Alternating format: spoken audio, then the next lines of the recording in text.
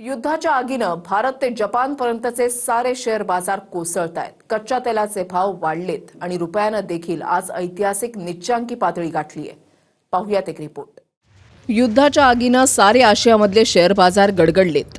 हे संकेत एका मोठ्या आर्थिक संकटाचा इशारा देत आहेत। गेल्या शुक्रवारी अमेरिकेचा डाऊ जोन्स शेअर बाजारासह भारत, जपान, कोरिया, हाँगकाँग, चीन जवळपास साऱ्या आशियामधले शेअर बाजार कोसळले।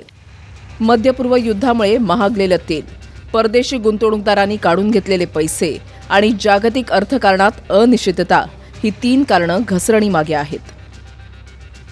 72,000पर्यंत गेलेला भारतीय सेन्सेक्स मार्चमध्ये 10% कोसळलाय। निफ्टी देखील 22,000च्या खाली घरंगळत गेलाय। महिन्यातली ही टक्केवारी मागच्या 6 वर्षातली सर्वाधिक घसरण आहे। जागतिक संघर्षामुळे परकीय गुंतवणूकदार भारतीय बाजारातून पैसे वेगाने काढतायत। गेल्या आठवड्यामध्ये फक्त 4च दिवसात गुंतवणूकदारांचे 1.75 लाख कोटी रुपये बुडालेत। शेअर बाजारातील टॉपच्या 10 पैकी 7 कंपन्यांना फटका बसलाय। शेअर बाजार गडगडण्याचं कारण आहे युद्धामुळे कच्च्या तेलाच्या दरांना लागलेली आग। कच्च्या तेलाचे दर आज प्रति बॅरल 114 ते 116 डॉलरवर पोहोचले। भारत गरजेचं 80% तेल आयात करतो, त्यामुळे भारतीय शेअर बाजारात याचे सर्वाधिक परिणाम दिसतायत। युद्धामुळे महागाईची आग कशी भडकली ते समजून घ्यायचं असेल तर 2026च्या जानेवारी-फेब्रुवारीमध्ये कच्च्या तेलाचे प्रति बॅरल दर 60 ते 72 डॉलरपर्यंत होते। युद्धाच्या एकाच महिन्यात भाव 114 ते 116 डॉलरपर्यंत वाढले। जर युद्ध अजून काही काळ चाललं तर कच्चं तेल 200 डॉलरवर जाईल अशी भीती याआधीच जागतिक तेल कंपन्यांनी वर्तवली आहे। मध्यपूर्वेतल्या युद्धामुळे कायम कच्च्या तेलाचा समुद्री व्यापार प्रभावित होतो।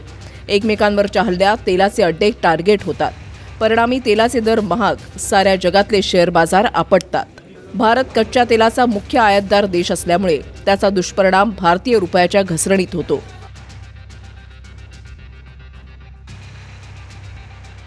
भारतीय रुपया डॉलरच्या तुलनेत ऐतिहासिकपणे घसरून 95 रुपये 22 वर गेलाय। म्हणजे अमेरिकेच्या एका डॉलरची किंमत भारताच्या 95 रुपये 22 पैशांइतकी मजबूत झाली। त्यामुळे जेव्हा आपण आयात डॉलरवर करतो तेव्हा आपल्याला जास्त पैसे मोजावे लागतात। यंदाच्या आर्थिक वर्षात डॉलरच्या तुलनेत रुपया 11% घसरलाय। रुपयाचा प्रवास बघितला तर 1947ला भारतीय रुपयाची किंमत डॉलरच्या तुलनेमध्ये 4 रुपये होती।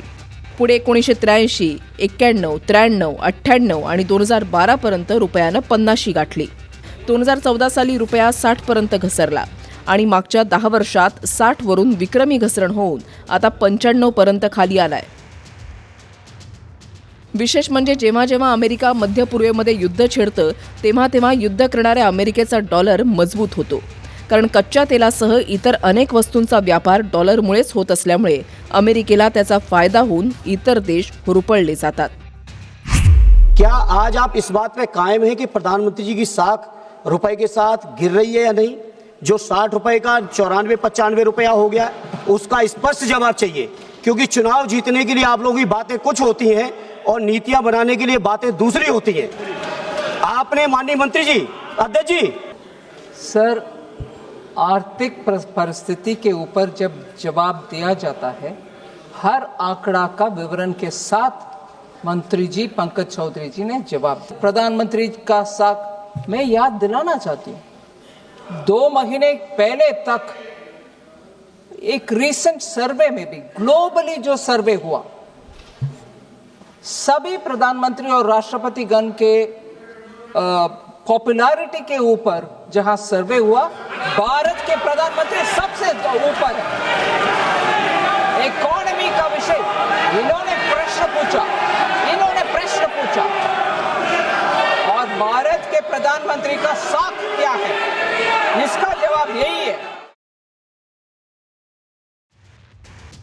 रुपया घसरणीमुळे भविष्यात पुन्हा सोनं चांदी झळाळी घेण्याचा अंदाज वर्तवला जातोय। अनेक अर्थतज्ञ सोनं चांदीमध्ये गुंतवणुकीचा सल्ला देत आहेत। एरवी कोणत्याही युद्धावेळी सुरक्षित गुंतवणूक म्हणून सोन्या चांदीचे दर वाढतात, मात्र आखातातल्या युद्धामुळे सोन्याचा व्यापार मंदावलाय। गॅस अभावी ज्वेलरी, दागिने घडवण्याचा उद्योग ठप्प पडलाय। सोनं चांदी अजून घसरेल या शक्यतेनं खरेदीही कमी झाली आहे। शिवाय ज्या इलेक्ट्रॉनिक्स उपकरणांमध्ये सोनं चांदीचा वापर होतो त्या उद्योगांना सुद्धा युद्धाचा फटका बसलाय. मात्र सोनं चांदी अजून खाली न घसरता भविष्यात पुन्हा एकदा मुसंडी मारण्याचा अंदाज आहे.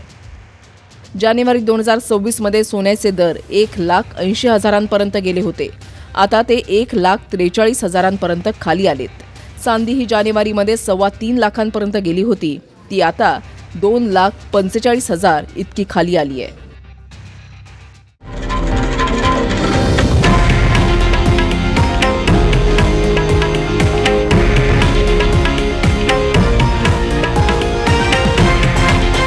हे आहे देशातील नंबर 1 न्यूज नेटवर्क आणि आपण पाहत आहात TV9 मराठी, एकमेव.